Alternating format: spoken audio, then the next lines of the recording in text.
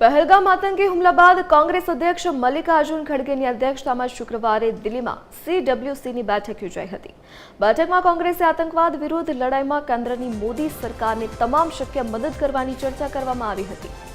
બેઠકમાં ખડગેએ કહ્યું હતું કે દેશની એકતા અને અખંડતામાં જે અડચણરૂપ બનશે તેના વિરુદ્ધ સૌ સાથે મળીને કડકાઈથી લડીશું।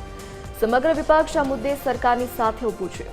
વધુમાં ખડગેએ મોદી સરકાર પર આરોપ લગાવ્યો કે પહેલગામ હુમલા પર મોદી સરકારની નીતિ સ્પષ્ટ નથી।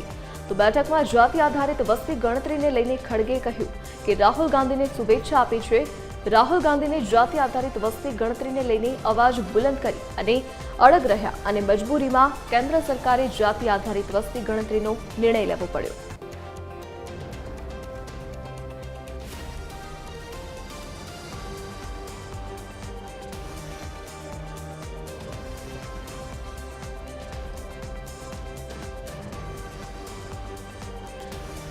તો પહેલગામ હુમલાને લઈને CWCની બેઠક યોજાઈ હતી, જેમાં ખડગેએ સરકાર સાથે હોવાની વાત કરી। તો CWCની બેઠકમાં કોંગ્રેસ અધ્યક્ષે મોટું નિવેદન આપ્યું।